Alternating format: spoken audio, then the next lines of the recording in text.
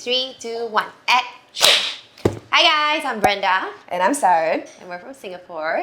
And we've decided to do this little talk session because we've been getting a lot of requests from our students, BLO members, to talk more about our dance mindset, dance theory, cover topics like how to choreograph, how to improve, How to stay disciplined. how to be motivated and stuff like that. And we do think that it's going to be helpful for you guys. So we have decided for once not to sweat, sit our butts down and talk to you guys and share what we know through our years of dancing and teaching. Yes. Right? So let's get straight to it so that you're not yawning. Please give us a name. We have not named this video series yet. We have our yoga mat. We have the IKEA pillows. So We need a name for this, we need guys. a name. Give us a name. Should be like BLO talk or BLO discussion or BLO sit down. BLO sit down. BLO IKEA, please sponsor us.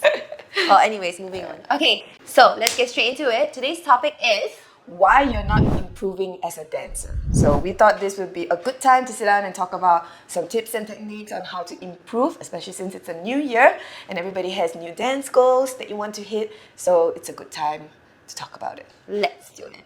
Alright, so I'm going to cover the first point. Throughout my many years, almost 20 years of dancing and teaching, one of the biggest things that's helped me to improve as a dancer is to constantly seek out techniques and chase them and make sure I get them into my muscle memory as compared to just chasing dance routines, new moves, advanced moves, the trendiest arm styling, because those are really not going to help you improve. But unfortunately, that's kind of what everybody's doing right now. And a lot of dancers do that in hopes that they will improve. Yes, you will, but if you want to really improve a lot, what you need to go for, what you need to chase after are the techniques. Because only after you've ingrained all these techniques into your muscle memory, then you will be able to execute all these moves that you want to do. Yeah, so for me, number one, chase techniques, not moves. That's why you're not improving if you're not doing that. For me, so tip number 2 of why you're probably not improving will be you're not training under the right instructor. So hear me out. So piggybacking off Brenda's point of chasing techniques and not moves, if you're learning under an instructor who's focusing a lot on teaching you new choreographies, new moves, without explaining the techniques behind how they're done, you're not going to be able to execute them as best you can. The more instructors you go to, you will always struggle on how to execute moves because you're not learning the right way to do them in the first place. So finding the right instructor who is able to explain how things are done to you properly in a way that you can understand is super important. Being able to explain something, and if your students can't understand it, that's pretty much a moot point, right? Yeah. So yeah, guys, you want to spend your money wisely, spend your time wisely, make sure you find the right instructor for you, somebody who can actually teach. If you've been learning under an instructor for many years or months or a certain period of time and you don't find yourself improving, go Take on your to the money next. elsewhere. Yes, take your money elsewhere. There are a lot of good instructors out there, but there are also a lot of instructors who are not great at teaching. So you do need to pick them wisely. Yes. So great point. So Sarah's point was great because it's gonna give me a smooth transition to my point number 3, which is you're not improving as a dancer because you're not identifying and fixing your bad habits. I think when dancers think about improving, they're just constantly thinking about learning new stuff. Like, I want to learn this new move, I need to learn this intermediate footwork, advanced footwork, so that I become an intermediate advanced dancer. But a lot of times, I think more often than not, when I teach and I see my student not improving, it's not because they cannot learn that move, it's because they're hindered by bad habits in their body. These bad habits could have been developed when they were not learning the right stuff when they were a beginner, or they just kind of developed like very weird basic arms or bad posture because that's just the way they've been standing their whole life. And so if you don't identify and fix these bad habits, it's very difficult to learn new moves. So for example, if you've been standing a certain way and your posture is very much with your hip pushing towards your back, so you don't know how to engage your core, if your weight is always on your butt, it's going to always be on your heel. So I've seen dancers where even when they start learning how to dance, so they'll be like, okay, I need to put my weight on the balls of my feet and dance. They can learn it, but they keep going back to putting their weight behind their hip and on their heel because they're so used to stepping on their heel or having their posture in that position. So that is the bigger reason why you're not improving and why they can't step on the balls of their feet, not because they can't learn it. Okay, same thing like when a female student comes to me and want to learn some styling. Their basic arms look really weird because they have developed this habit of having one arm that's going bigger than the other, or it's just not connected to your body.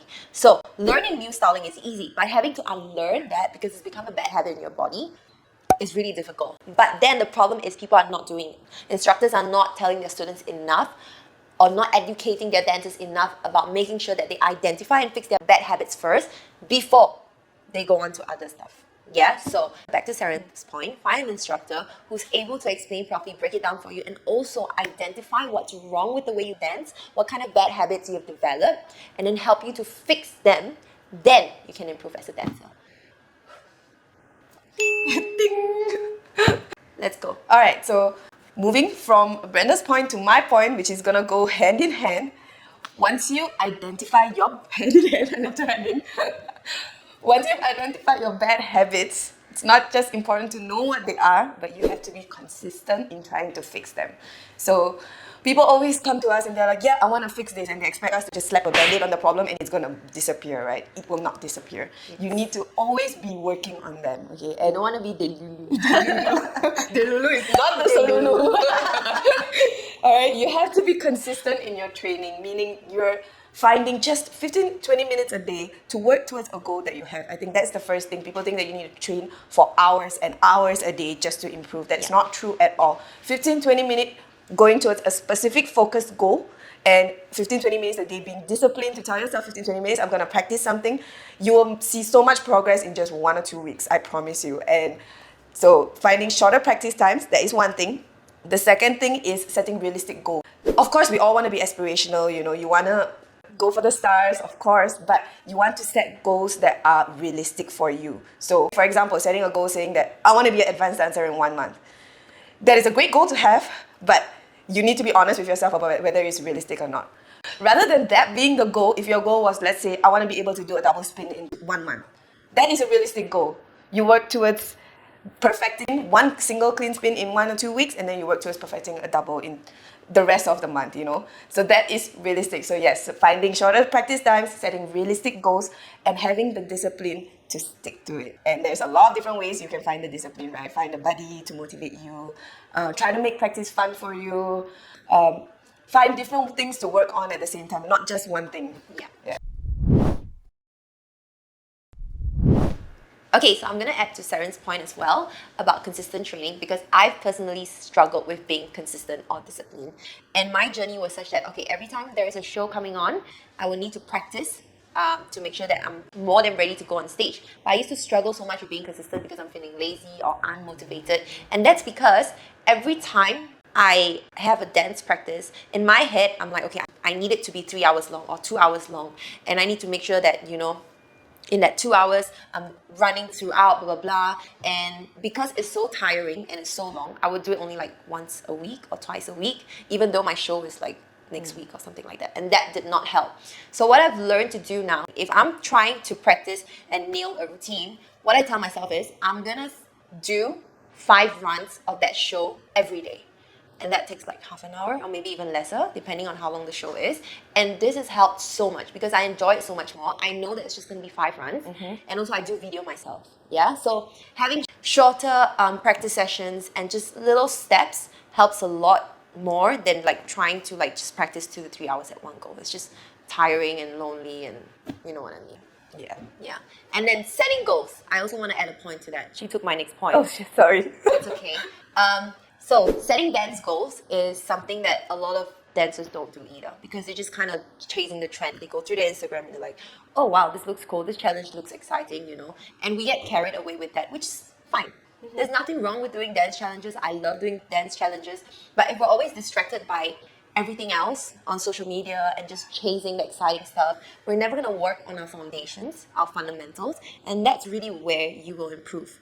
So when you're setting dance goals, guys, what I want you to set, again, you want to set techniques or little things like I want cleaner footwork. So within these 2 months, I'm going to find all the techniques to make sure my footwork is cleaner.